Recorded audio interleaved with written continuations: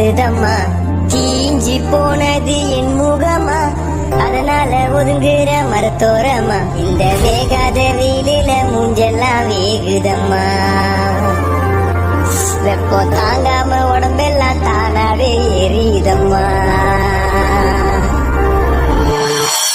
என் உயிரை திருப்பி கொடுக்கும் குளிர்ச்சி எங்கே?